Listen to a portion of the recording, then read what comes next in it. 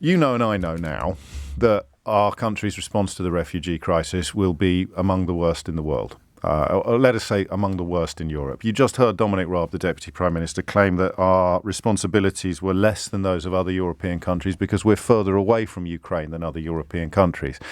I'll tell you what, he's going to have an absolute hernia when he hears about Ireland and where Ireland sits on the globe. But according to the Deputy Prime Minister, Dominic Raab, the reason why we don't need to go as far as Spain or Portugal, France or Germany, Ireland or Sweden is because of geography. We're further away. And also I heard Ben Wallace, the Defence Secretary, say yesterday that when asked about what we should be doing with Ukrainian refugees, his response was that they all wanted to stay in Ukraine anyway.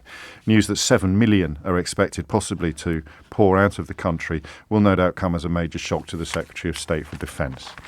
And some of the answers to the question I'm about to ask you might be simple and they might be obvious, but as ever on this programme, I'm interested in the slightly more complicated ones, the slightly more nuanced ones.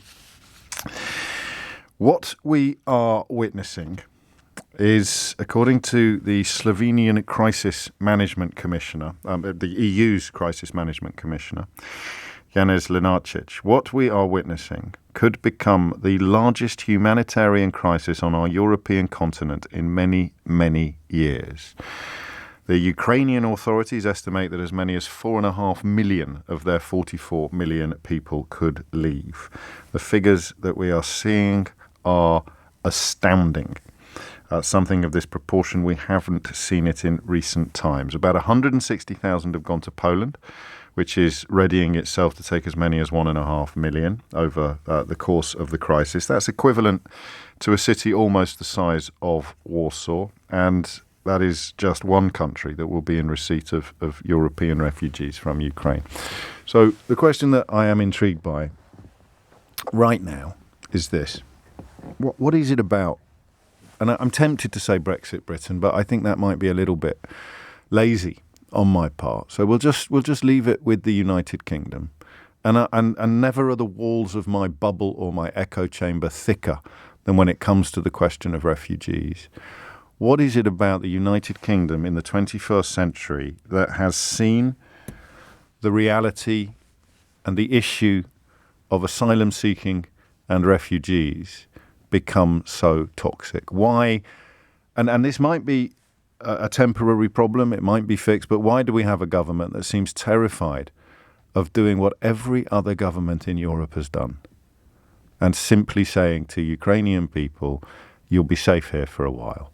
In the case of 27 European Union countries, possibly more, I haven't seen whether EEA and EFTA are included in this, but in the case of at least 27 European countries, European Union countries, they've simply said 3 years, no questions asked, at the end of which, we'll talk. You may want to go back to Ukraine, you may not be able to, but 3 years, no questions asked. I took one message earlier, before Theo brought us up to date with the latest developments, from someone in Spain who has just arrived, a Brit has just arrived in Spain. I'm not going to be able to find it now, am I?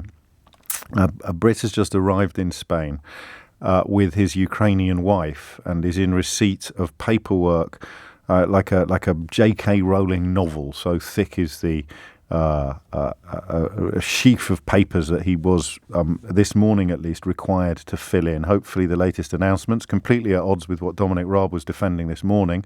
Boris Johnson's latest pronouncements suggest that is going to change. But the idea that this country feels, what's the word I'm looking for?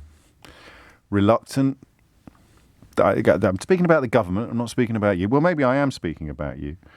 What is the reason why the United Kingdom is doing much less, much more slowly than every other country in Europe on the issue of refugees? Hit the numbers now, you will get through. 0345 6060 973. Olivia says it's because of the racists who put them in power.